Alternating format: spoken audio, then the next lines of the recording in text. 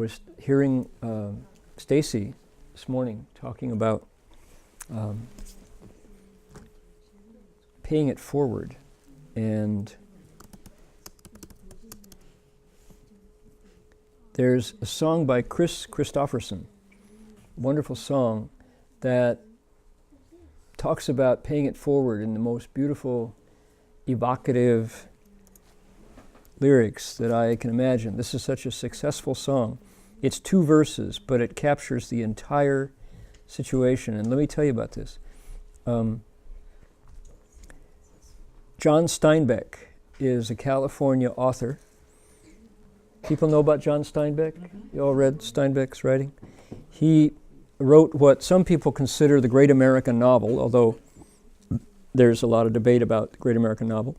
And it was called The Grapes of Wrath.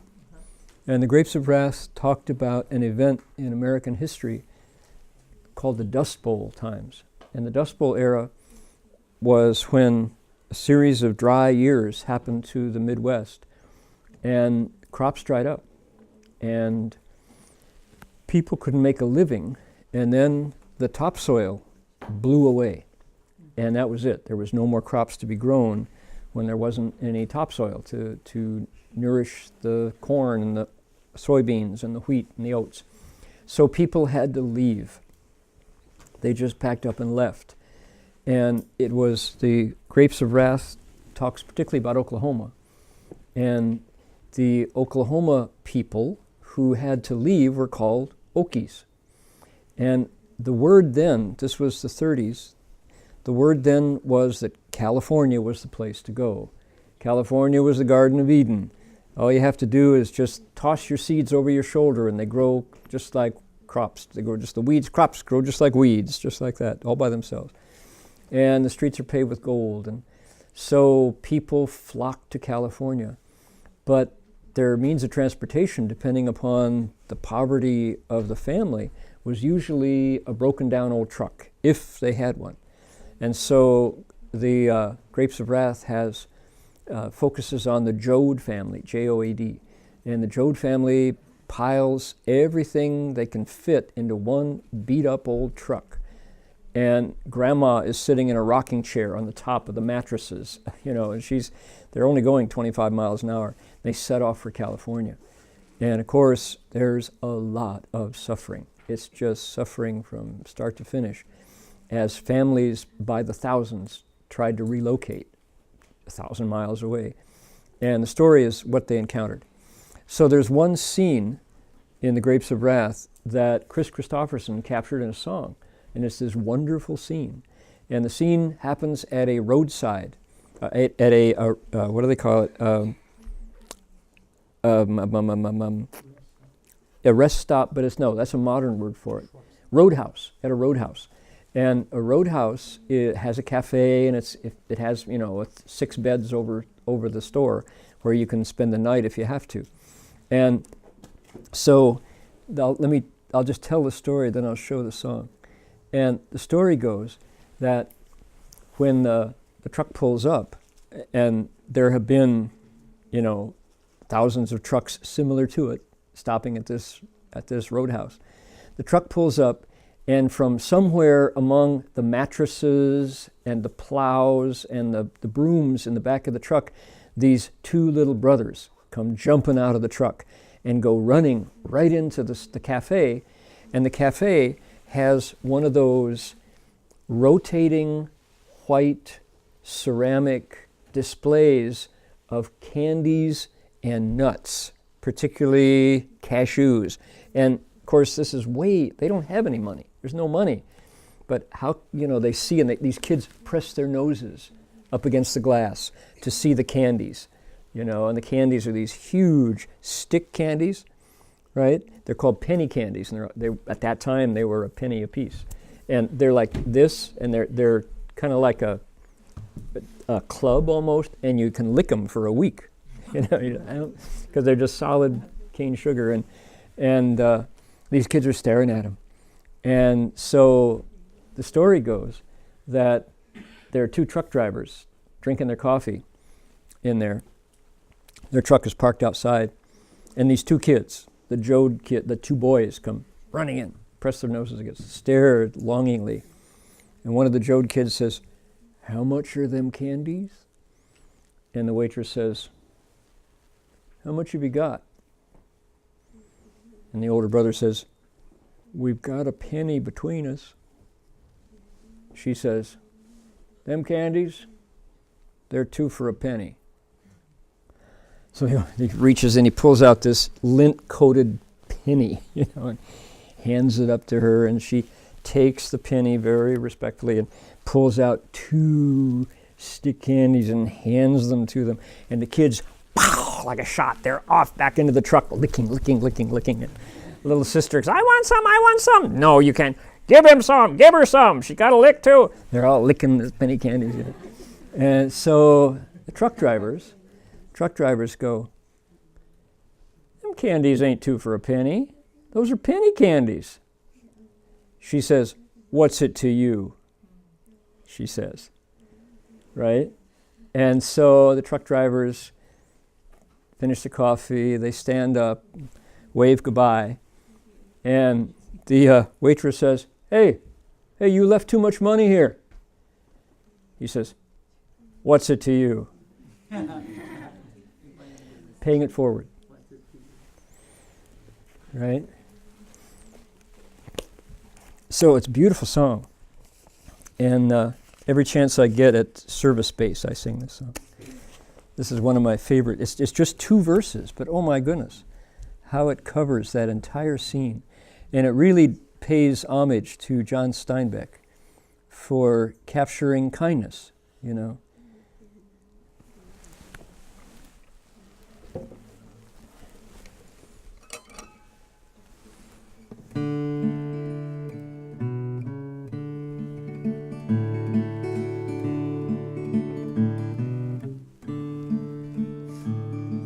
The scene was a small roadside cafe. The waitress was sweeping the floor.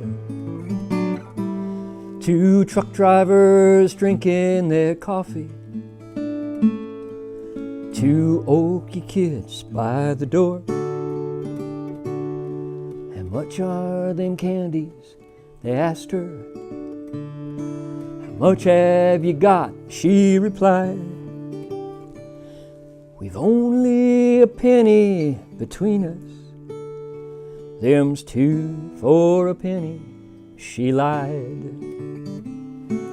The daylight grew heavy with thunder, with the smell of the rain on the wind. Ain't it just like a human? Here comes that rainbow again. Could you forward the screen here? One truck driver called to the waitress after the kids went outside. "Them candies ain't 2 for a penny. So what's it to you?" she replied. In silence they finished their coffee. They got up and nodded goodbye. She called, "Hey, you left too much money." "So what's it to you?" they replied. Daylight grew heavy with thunder, with the smell of the rain on the wind. Ain't it just like a human? Here comes that rainbow again. Anybody want to join me on the chorus again? The daylight grew heavy with thunder, with the smell of the rain on the wind. Ain't it just like a human? Here comes that rainbow again. Isn't that nice? Literature to music.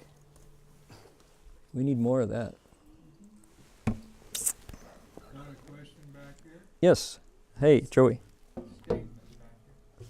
Could you possibly give a bit more of an explanation to the younger crowd about Paying it forward. Did people hear about that today at lunch? Or maybe you still have questions.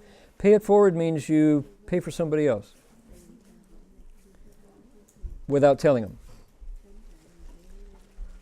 For example, if you are crossing a toll bridge, let's say you're going into San Francisco, across the Golden Gate Bridge, and you pay on the San Francisco side of the bridge.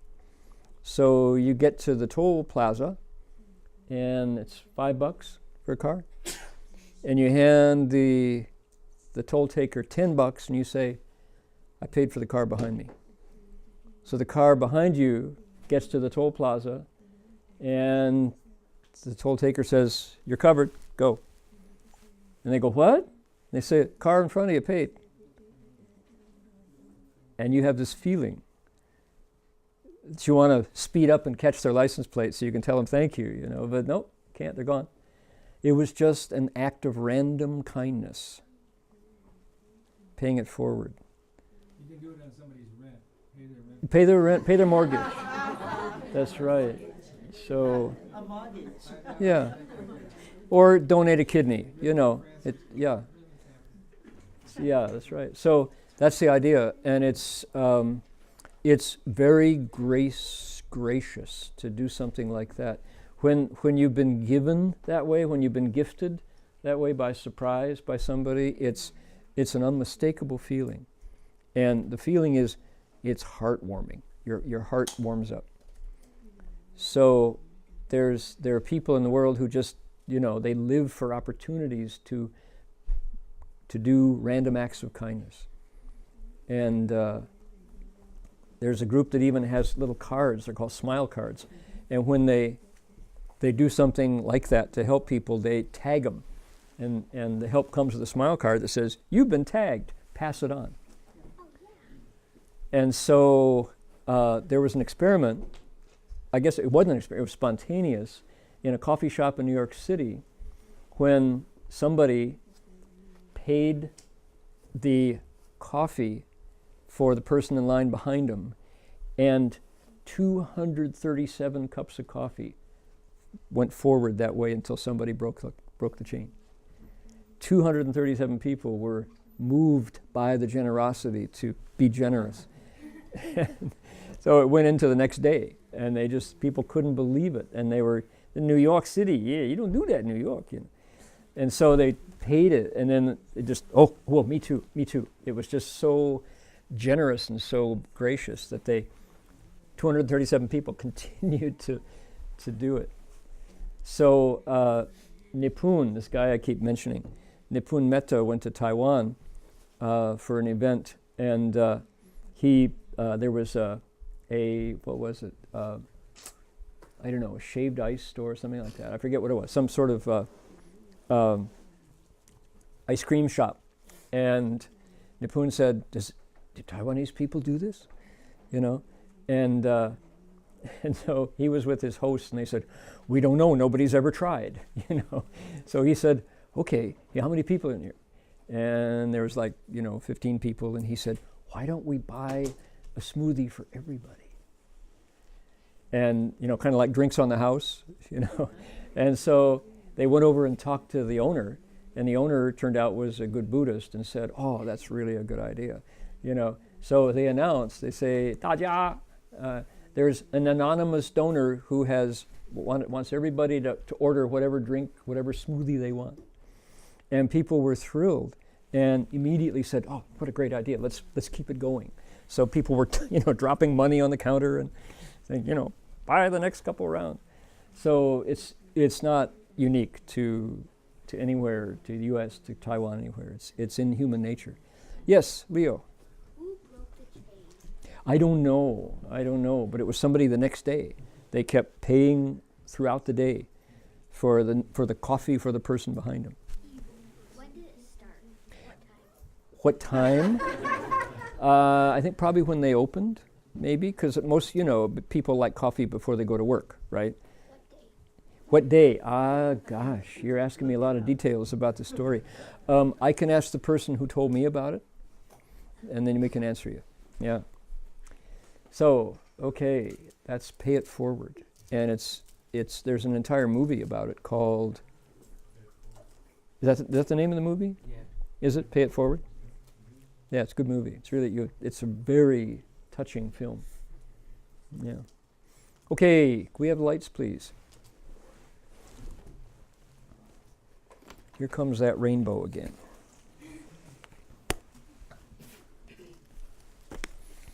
Well, we've already recited the Buddha's name. We've already recited the verse for opening the sutra.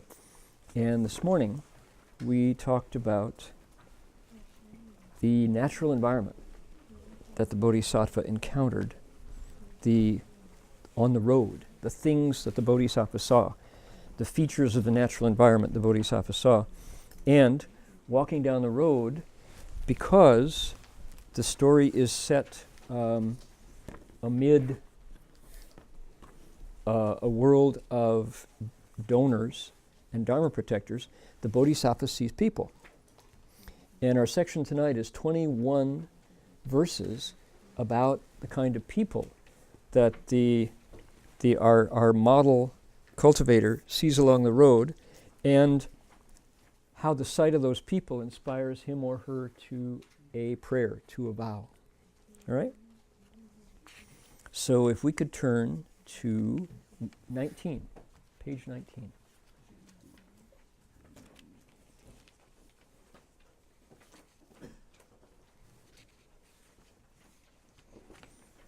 Okay, it's now when I see a person wearing ornaments. It's down 1, 2, 3, 4, 5. Everybody find the spot? Let's read together. Here we go. When I see a person wearing ornaments, I think, may all living beings be wonderfully adorned with the 32 hallmarks. When I see a person unadorned and plain, I think, may all living beings renounce their fine ornaments and be replete with ascetic practices. When I see a person clinging to pleasures, I think, may all living beings find joy in the Dharma, delight in it, and never renounce it. When I see a person who is unattached to pleasure, I think, may all living beings' minds take no delight in conditioned, mundane things. When I see a happy person, I think, may all living beings always be peaceful and happy, gladly making offerings to the Buddhas. When I see a person who is suffering and afflicted, I think, may all living beings use their inherent wisdom to end dissatisfaction and misery. When I see a healthy person, I think, may all living beings gain true and actual wisdom and be forever free of sickness and affliction. When I see a sick person, I think, may all living beings realize their bodies are empty and mortal and turn away from fighting and contention. When I see an upright and dignified person, I think, may all living beings always have pure faith in the Buddhas and Bodhisattvas. When I see an ugly person, I think, may all living beings never delight in or cling to unwholesome affairs. When I see a person showing gratitude, I think, may all living beings recognize the kindness and virtue of the Buddhas and Bodhisattvas. Seeing ungrateful people, I think, may all living beings not be vindictive towards evil people. When I see a shramana, I think, may all living beings be subdued, gentle, still, and quiet, and ultimately accomplished. When I see a Brahman, I think, may all living beings uphold purifying practices forever and leave all evil behind. When I see a person engaged in ascetic practices, I think, may all living beings rely on ascetic practices to arrive at the ultimate place. Turn the page, page 22, here we go. Seeing people with integrity and self-discipline, I think, may all living beings persevere in their resolve and not abandon the Buddha's way.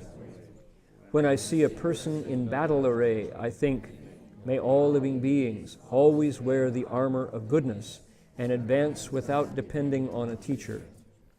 When I see a person unarmed, I think, may all living beings forever cast off all unwholesome deeds. Seeing people who dispute and argue, I think, may all living beings completely quell all meaningless debates. When I see a person with proper livelihood, I think, may all living beings take up pure livelihoods and assume a dignified appearance. When I see a king, I think, may all living beings become kings of Dharma and forever propagate the right Dharma. When I see a prince, I think, may all living beings be reborn from the Dharma and become disciples of the Buddha. When I see an elder, I think, may all living beings have skillful discernment and not practice evil ways. When I see a high-ranking official, I think, may all living beings guard their right mindfulness and cultivate all that is good. That's good. Thank you very much for that. Okay, there we go. So, listen, we've got a person with ornaments, a person unadorned and plain, a person clinging to pleasure, a person unattached to pleasure, a happy person, a person suffering and afflicted, a healthy person, a sick person, an upright and dignified person, an ugly person, a person showing gratitude, ungrateful people, a shramana. Shramana is a monastic, particularly a Buddhist monastic. A Brahmin, that's to say a priest of a different religion. A person engaged in ascetic practices, that would be an extreme yogin. 2 pages stuck together. A person with integrity and self-discipline. And then a warrior and somebody unarmed. People who are arguing. A person with proper livelihood. A king, a prince, an elder, and a high-ranking official. So let's raise our hands when we have a question or comment, if it's a real question. Jerry? I have a question on the person engaging in ascetic practice. Ascetic practices, 苦行. Yeah, so may all living beings rely on ascetic practice. So is that may all living beings who rely on ascetic practice, or may all living beings rely on ascetic practice? To do what? To arrive at the ultimate place. Okay. So the question that calls into that, what the issue that calls into question is, can you arrive at the ultimate place without ascetic practices? Dun, dun, dun, dun. I don't know. Who do we call saints? Saints are always people who go beyond the normal, right? Mother Teresa. Now, there are people who don't like Mother Teresa, who say, whatever. But if you say Mother Teresa, pretty much her reputation is established and solid. She did things that nobody else would do. She's been canonized. She's been considered a saint. She took in lepers. She took in people that no one else would touch, right? She's considered a person of huge compassion. So what did she do? Her ascetic practice was extending her care to people that were already too far gone, right? She took the poorest of the poor, the sickest of the sick, people who had no other means of salvation in Calcutta. She would take them in. And there are all these, now how much, I've talked to quite a few Catholic friends who say some of the stories are exaggerated because a person that good, the legend grows and grows, okay? But things like, I'm going to mess up the story because I don't know it really well, but her reputation includes such things as somebody saying, oh, your mission is so noble, and we will help you by giving you 3 Cadillacs, ambulances. We're going to give you 3 Cadillac ambulances so that you can be more efficient in getting your people. And so what did she do? She sold them all and bought food with the Cadillac ambulance money, right? The person said, oh, well, I guess it wasn't the right offer. They came in and they gave her, all her nuns got twin beds, with box spring mattresses. And she immediately took them and donated them to a local high school and slept on the floor the way she always did. So you couldn't give her material things that would change her lifestyle. She didn't want to change her lifestyle. She didn't want luxury. Okay, so that would be an ascetic kind of thing, and the result is people consider Mother Teresa very special, you know. So who's an ascetic? Well, there are a lot of people who would say every monk and nun at the City of 10,000 Buddhas is extremely ascetic. Just for example, not eating onions and garlic is considered by some people to be super, you know, like, wow, why not? You know, and like, wow, 这么苦, you know, how hard that is. And we can do it, you know. None of the food this week had onions and garlic so far, pretty yummy. So ascetic is a moving point. There's no fixed place where ascetic is, you know. So if you think ascetic is unbeneficial asceticism, like the things the Buddha rejected, sleeping on a bed of nails, those clearly are not being praised by the sutra, right? But ascetic means willing to let go of some things in order to enable giving in other ways. So, right? That makes sense? Yeah. Okay, there's wu yi ku heng, not recommended. Unbeneficial asceticism. Okay, what else do people see in here? What other things popped up? The people that we just heard mentioned here. And in A Day in a Life, these are the people that the monks saw on the road in India, interestingly. Anybody pick up on one? If people practicing the ascetic practice in this world, the proper Dharma will be more enduring longer. Mm. Mm-hmm. Like the Mahakashyapa, he practiced all the ascetic practice. So, everybody here at Manjusri? She said if people, the teaching is that as long as there are people who are willing to practice beneficial ascetic practices, the right Dharma will stay alive in the world longer. It won't disappear as fast. Mahakashyapa was the best example. Now, there are 13 dutangas, to hang, that are considered wholesome, beneficial. And they all have to do with food, clothes, and dwellings. Right? With the exception of not touching money. That's the only one that's not food, clothes, and sleep. So, people who can do that create respect in others. A lot of the Chinese Sangha don't come to CTDB because they know that it's expected to eat one meal a day. They think 2 is minimum, and some eat 4, 5, and 6, you know. Who's a shramana? A shramana is a disciple of the Buddha. And if you think about it, there's the word ashram, and an ashram is like a cultivation place. So a shramana goes to an ashram to cultivate.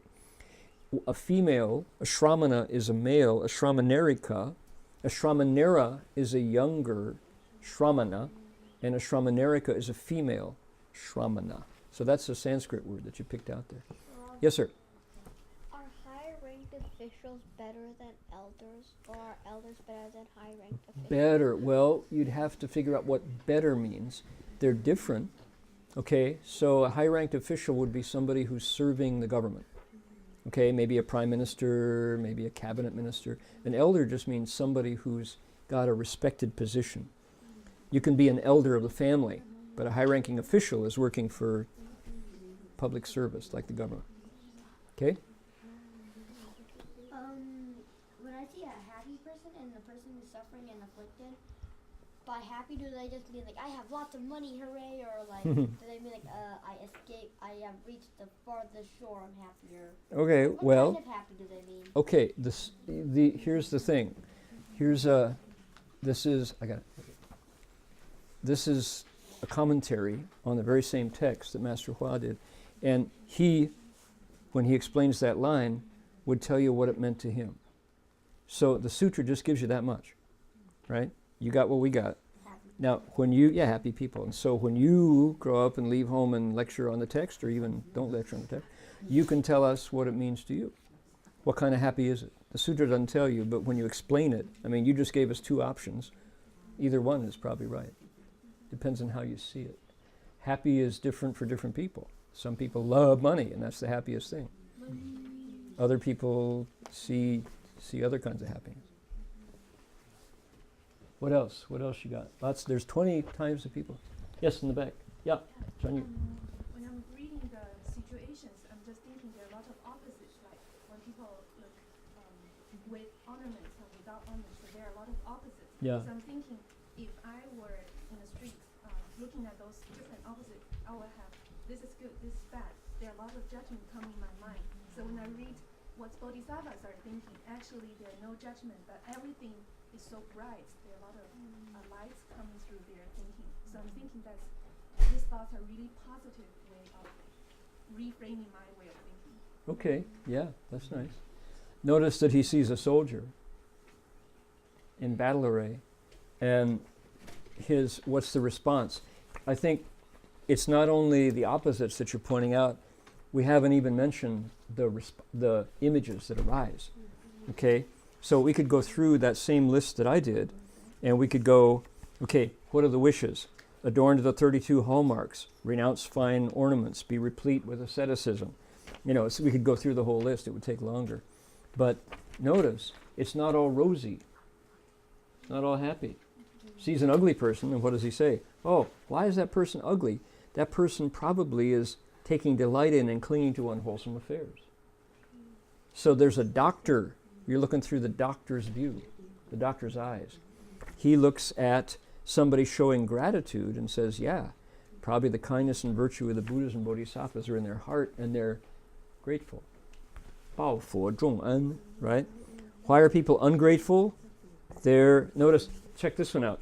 Seeing ungrateful people, I think, may all beings not look down on them. Not be, don't, if you see an evil person, don't be bad to them. That's an interesting switch, right? Hold on. So, did you catch that one? It's like, when I see ungrateful people, I think may all beings not be vindictive towards evil people. So how do you treat evil people if you're not supposed to be vindictive to them? Stacy, what do you do when you see evil people? When you saw evil people like the last time, what did you do? How do I know they're evil? Oh. That didn't pass, did it? Oh. Evil karma. Yeah, we want to raise our hands when we have a comment to make. That's probably better. So, yes, sir, in the back. Was your hand up? No. Oh, seriously, don't raise your hand if you don't want to talk. And if you want to talk, raise your hand. All right. Yes, sir, Joey. As you said earlier, our definition of evil, maybe it's just circumstances. I mean, that person I'm positive just didn't grow up with this disposition to be evil towards others. It's all based on circumstance. As you said, seeing through the surface, you have to be able to look past the surface in order to see how they got to that point. And are they truly evil, or are they just reflecting what life has gave them? Okay, all right. That's legit. Songbook, page 56. Given everything that we've heard about, and what we haven't heard about the logistics so far, one thing that I feel at lunch and when I look at the faces of the volunteers, I feel gratitude to be part of it. When I think about the other things I could be doing with my week, this is pretty much the best time I can imagine. Coming together with wholesome friends to talk about Dharma. Different generations, different languages. We got Vietnamese translation, we have Chinese translation happening, and we've got young people, we've got old people, we've got people coming and going. Having Pip here and having Joanne here is really special. And it's a link with our story, our DRBA story from the past, and moving on to the future. So what occurs to me is a wish to repay. So here we go. There's a melody, there's a refrain here for everybody. It goes like this. Thank you to the universe. Thank you to the earth and sky. The third line here. I may not repay my parents' kindness, but every day I try. Can you join me? Thank you to the universe. Thank you to the earth and sky. I may not repay my parents' kindness, but every day I try. Okay, here we go. Where did this song come from? We went around and looked at biographies of sages who woke up, and it turns out that many of them, the first thing they do after getting enlightened, they look for their parents to say thank you for the blessings that allowed them to reach awakening in this lifetime. Mahamadhyayana did it. Of course, what he discovered was not so happy. Discovered mom in the hells, but that's not going to happen in every case. And even then, he was able to do something about it. So, interesting. Here we go. People ask me, what did you get from your meditation? Are you enlightened? Have you ended your frustration? The wise men and women who woke up, all those I reviewed, said the highest state is a wish to repay, a heart of gratitude. Join me. Thank you to the universe. Thank you to the earth and sky. I may not repay my parents' kindness, but every day I try. How many years did I waste waiting for my prize, for my ship to finally come in, for my payoff to arrive? But joy comes not from getting, but from giving it all away. Sages say once you wake up, you feel a wish to repay. Here we go. Thank you to the universe. Thank you to the earth and sky. I may not repay my parents' kindness, but every day I try. How about my teacher's kindness? I may not repay my teacher's kindness, but every day I try. How about the planet? I may not repay the planet's kindness, but every day I try. How about the volunteer staff? I may not repay the volunteer staff's kindness, but every day I try. Back to our parents. I may not repay my parents' kindness, but every day I try. Wish to repay. So now would be the time to transfer merit and actually do it with a wish of your very own, followed by announcements from our staff about tomorrow's plans and times for shuttles and things like that. Everybody was really true and good about pulling your food out of your tent, right? Right? Everybody did that? Because that's no joke. If you got snacks in there and it smelled, you're going to have a torn up tent. And maybe torn up people. Yeah, so, okay. Dedication of merit.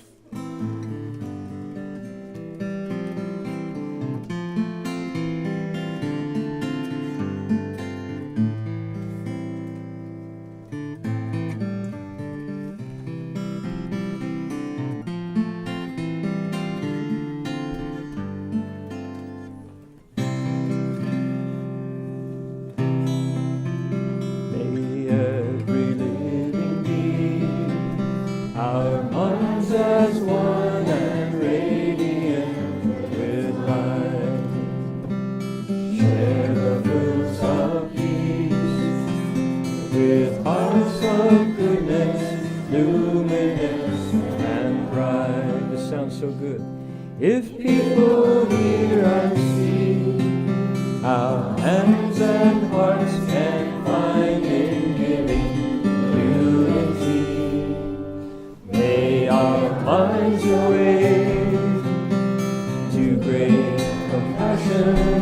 wisdom and to grow. May kindness find reward. May all who sorrow leave their grief and pain. May this boundless light break the darkness of their endless night. Because